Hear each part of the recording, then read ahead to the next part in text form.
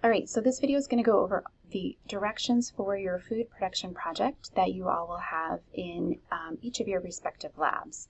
So what you see on the screen right now is the NTR 4405 Canvas page under modules, and you will find the food production project directions under the very first module. And you will want to download these. This is a Word document here, so I'm going to pull it open so you can see what we're going to go over today. I'm not going to review all the learning outcomes. You can do that at your own discretion, but it essentially covers a whole host of learning objectives that you need for the dietetic program, as well as the food and nutrition entrepreneurship and otherwise known as management degrees. So the assignment overview, we're going to go over each of these areas in this video overview. You will notice that there is a variety of places for you to get points in this assignment. You have a contract, you have a recipe assignment, you have documents that are required for production day. You will have a short JPEG that you'll need to submit for marketing.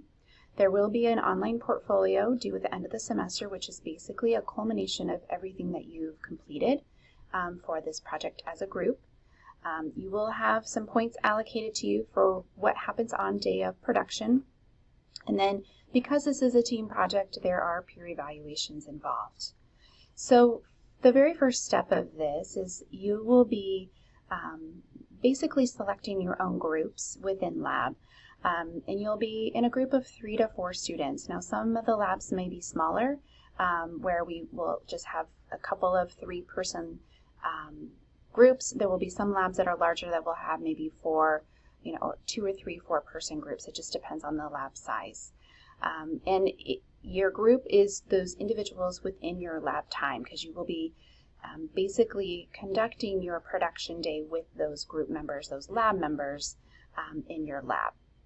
So once you determine which group you will be, and the groups are basically broken down into Group A, Group B, and Group C. And as you can imagine, the first to produce is Group A, second to produce is Group B, and so forth.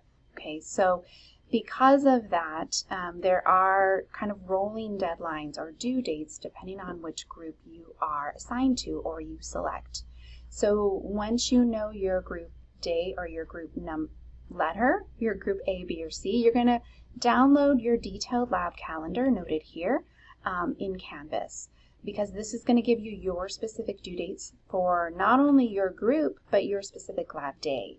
Because you're going to have things due in lab. Say if you have a Friday lab, your due date's different than if you have a Tuesday lab, right? Because your documents are essentially due on your Tuesday lab day or your Friday lab day.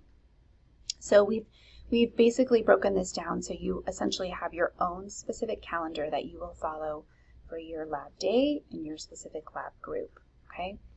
Once you do that, you will want to meet with your group and figure out what kind of service you're going to provide, whether that's going to be pre-feed or a la carte. And you will learn those different styles within or during lab times.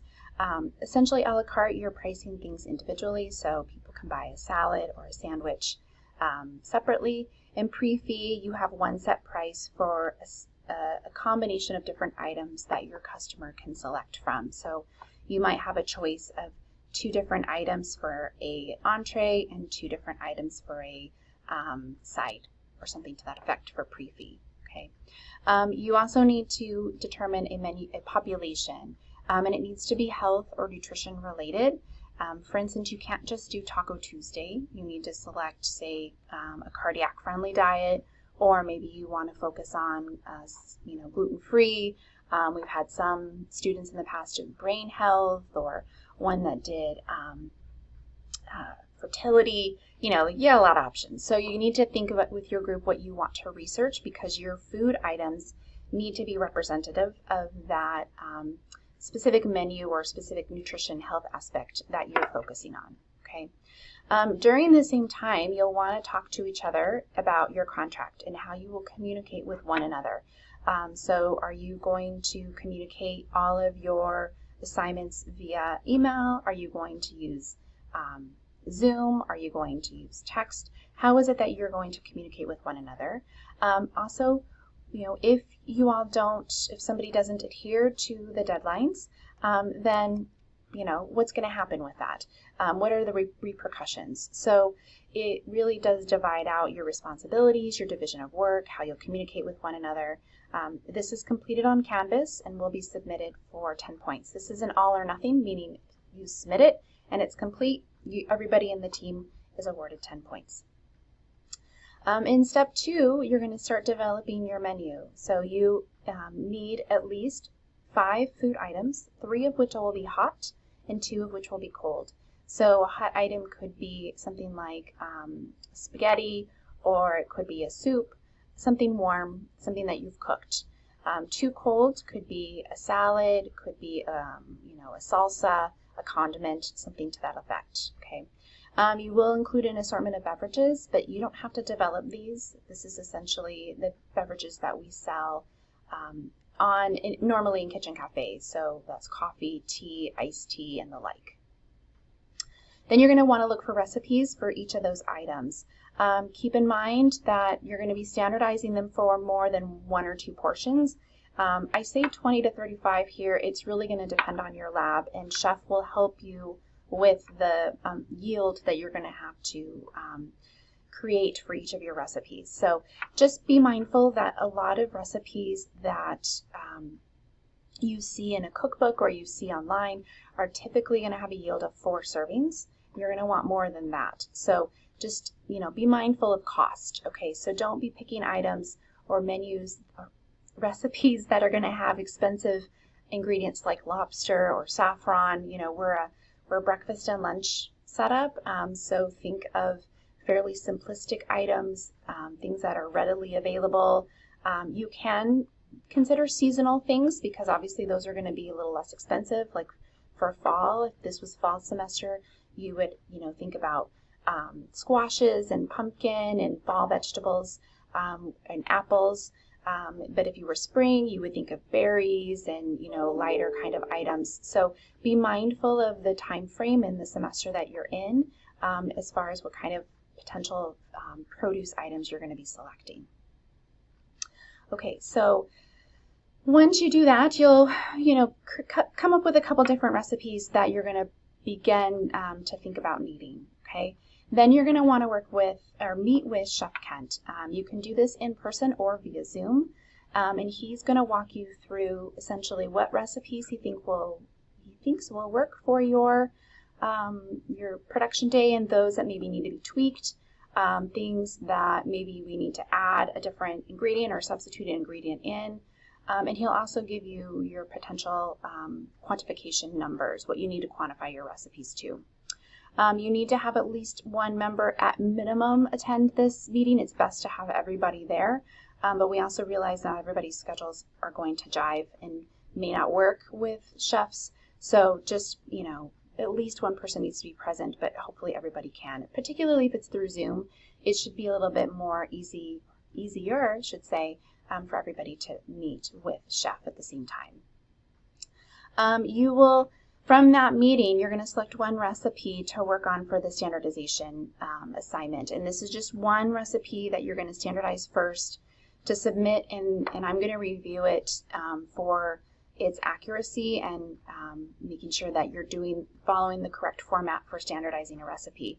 We have a whole class lecture dedicated to this, so don't stress about it right now. I'm going to show you the steps that you have to go through. So you will all be aware of what you need to do for this piece of assignment for the project. Okay, so this is kind of a little bit about what standardizing recipes is about. Again, don't worry about the nuances here, just because we will be going over this in class. Okay, so you basically need to make sure that all of the recipes have been approved by Chef, just to make sure we're not utilizing a recipe that we won't be able to actually have you use for production day. Okay, you can read the steps at your leisure, but remember, we're going to have a class about this. Okay, you will need to address food safety and sanitation throughout your entire production day, particularly when it comes to everything food related. So in your recipes, you're going to need to list out if it's potentially hazardous food, if it needs to be cooked to a certain temperature, so a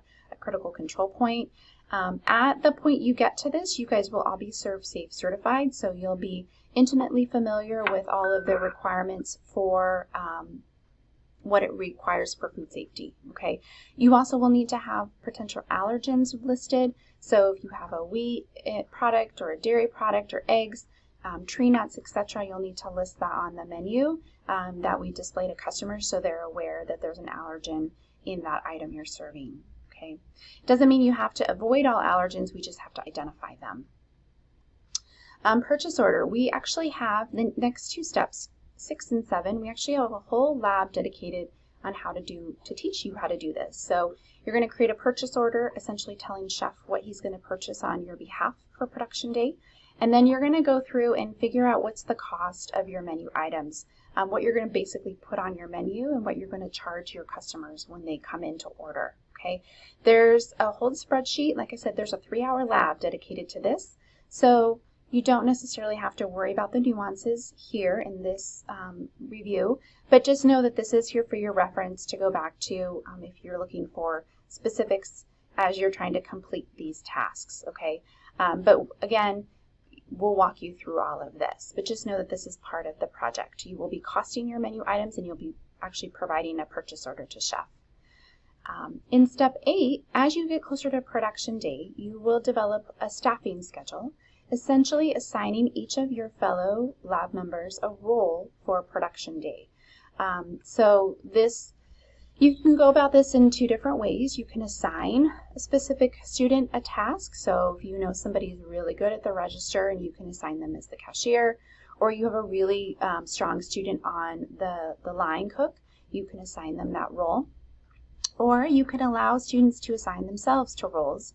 Essentially just have a sign-up sheet at the beginning of lab and they can basically pick a role that they want to do that day.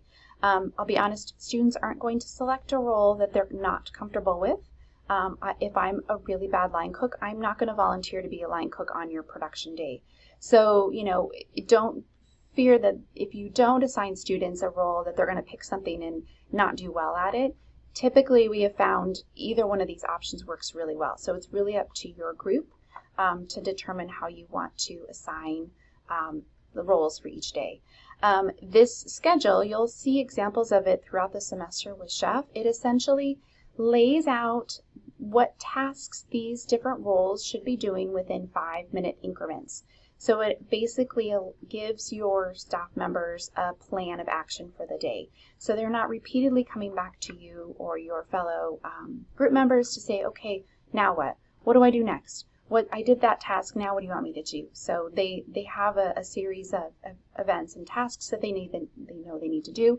And you as supervisors, because you're running the kitchen that day, you're basically overseeing and making sure that they're running their tasks like they should be. And if they run into questions, they come to you with those questions and you can help them navigate through what it is you need them to do. Okay, so you'll include that staffing schedule. You'll obviously have it on hand the day of production, and then you'll include that schedule in your portfolio too. Okay, marketing and advertising. We don't have a lot of options here for what we can do for marketing. We're limited to social media. So we will request that you all create a very small JPEG of what you want us to post on Instagram and Facebook to promote your specific menu items. Most students just give us a snapshot of their menu for the day, which is fine. We can upload that to Instagram. Just make sure you have prices included on it.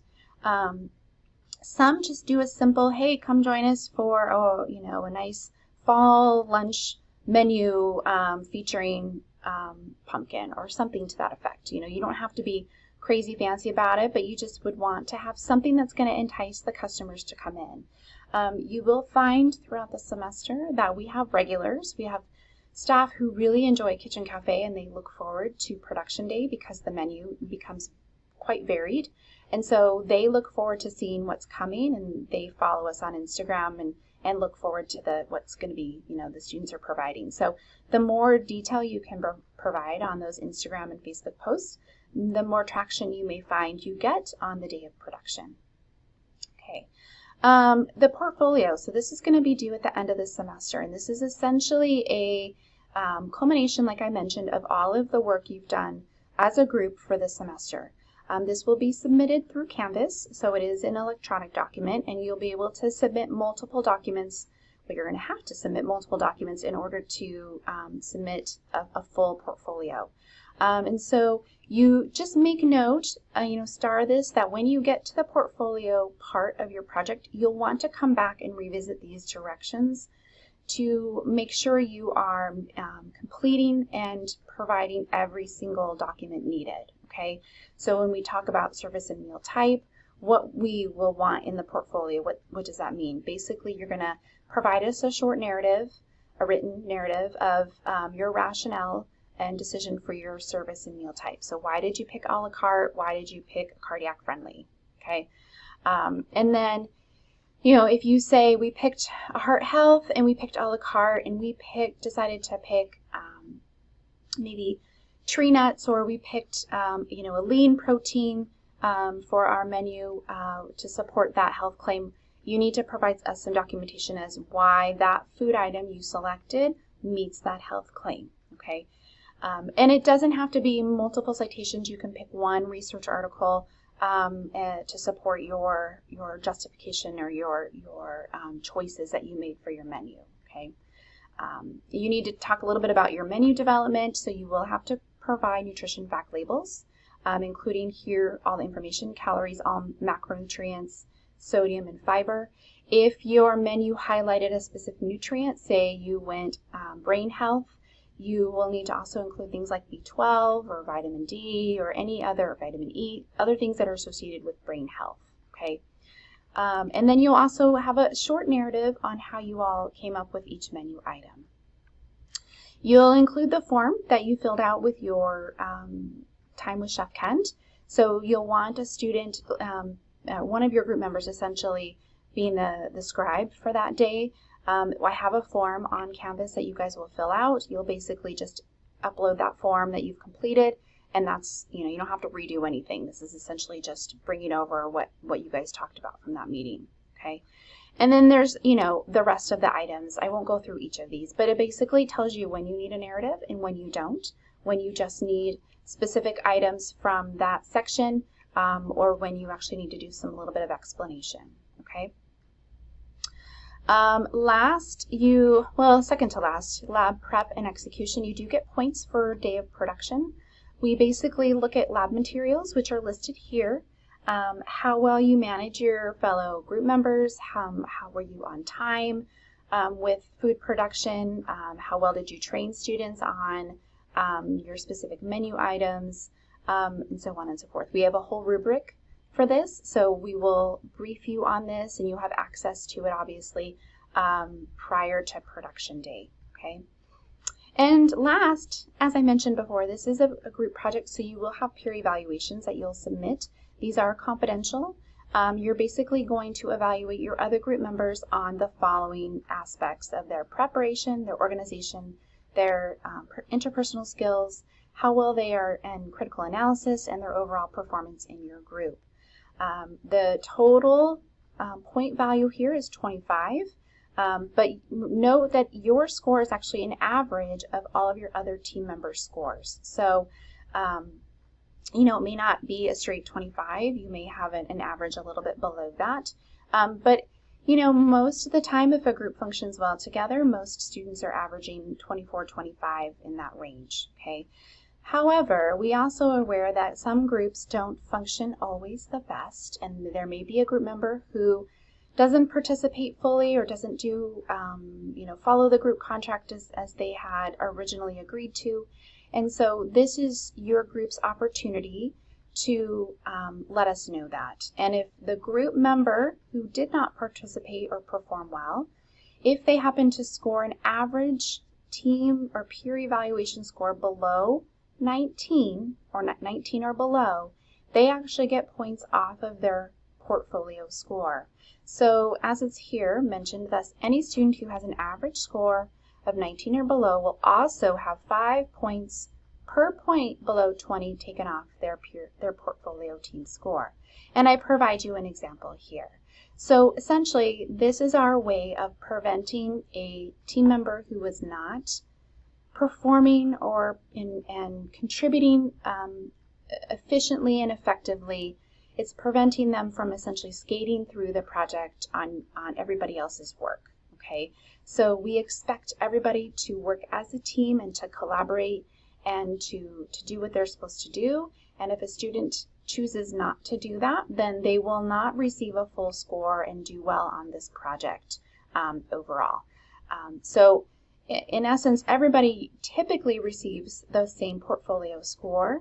But if you have a student not performing well and their peer evaluation score reflects that, then their specific portfolio score will reflect that as well. Okay, so it's not going to ding the whole team, it's just going to be a lower score for that underperforming student. Okay, if you have questions about this, please let me know. If this were to happen to a team member or to you, unfortunately, when the scores are posted in Canvas, I do let that student know that their portfolio score was deducted by a certain point amount due to a low peer evaluation score. Okay, so hopefully that makes sense, and it is our way to help manage, underperforming or non-participative students. Okay. So hopefully this overview was helpful. Please, this is a semester-long project. This is not something you're going to do in 1 week or even in 1 month. It is baby steps. So I provide you kind of this overview here so you're kind of prepared of what to expect over the semester, but it's by no means something that you all will complete in 1 week or 1 lab time. Okay, so just know that this is a project that's considered a capstone. It's meaning it's utilizing all of the skills that you and knowledge that you've accrued through all of your food service courses and basically applying it. And it's a safe place to apply it. You can't get fired. And we, just basically provide you feedback on how to improve in the future. We may be supervisors in the future, and so this is a good way to practice those skills. Okay, so hopefully this was helpful. Let me know if you have any questions.